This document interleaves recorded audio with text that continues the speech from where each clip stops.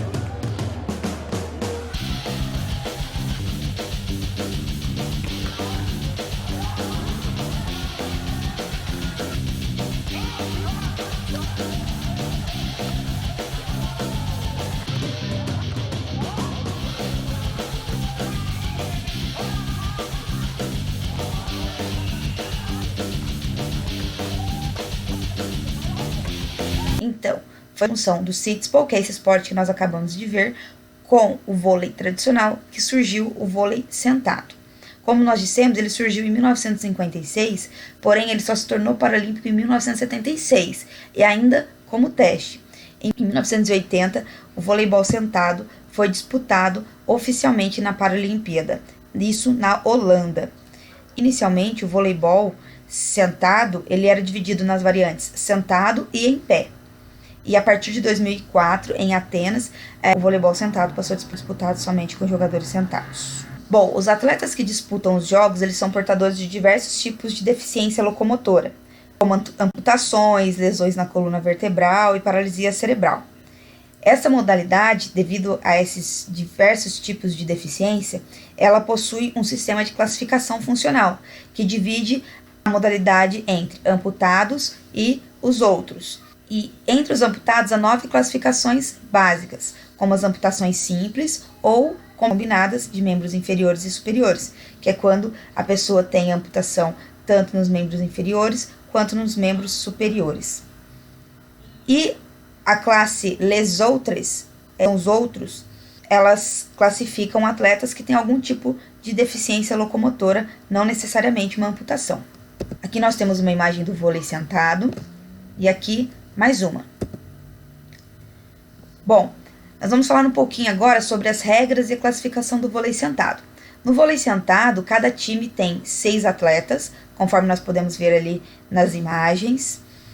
Ela é uma modalidade, conforme nós já dissemos, que pode ser praticada por jogadores amputados, paralisados cerebrais, lesionados na coluna vertebral ou com outros tipos de deficiência locomotora. E como uma das regras principais é que não é permitido bater na bola sem estar sentado. Aqui nós vamos falar um pouquinho da quadra, que ela mede 10 por 6, então 10 metros por 6 metros.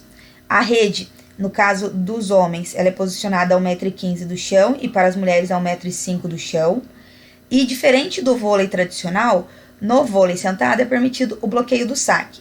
E os sets têm 25 pontos corridos e 15 pontos no tie-break, igualzinho no vôlei tradicional.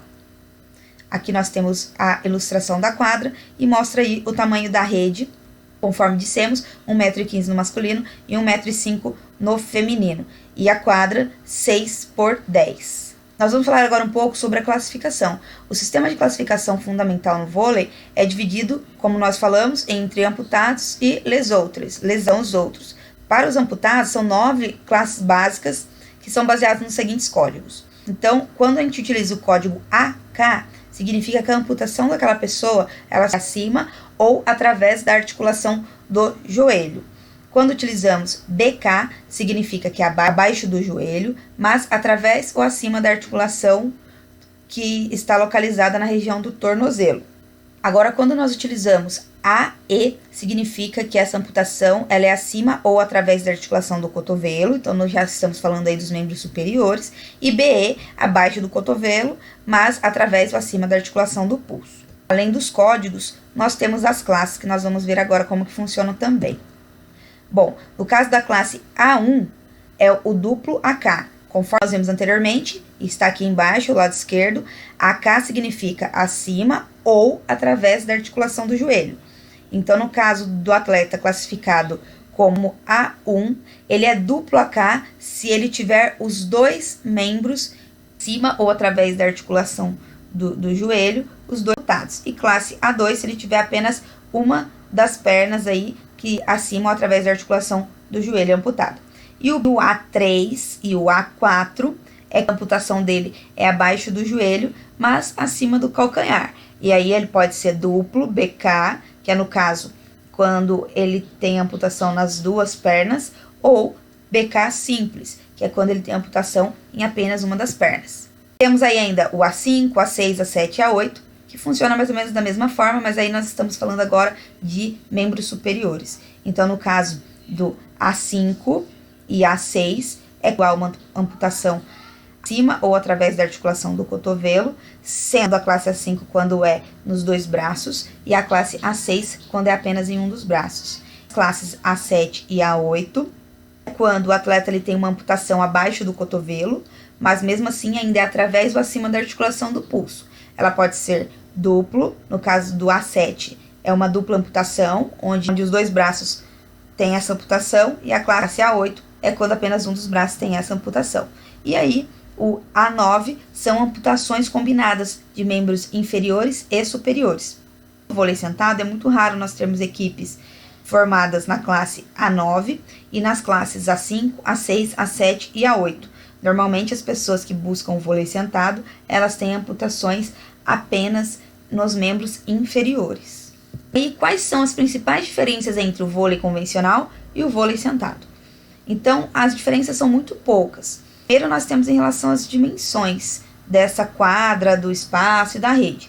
Então, embaixo nesse slide, nós temos a comparação de uma quadra do vôlei tradicional e de uma quadra do vôlei sentado. No vôlei convencional, as dimensões da quadra 18 por 9 metros e no vôlei sentado as dimensões são 10 por 6 metros. A área de ataque no vôlei convencional é de 3 metros e no vôlei sentado é de 2 metros.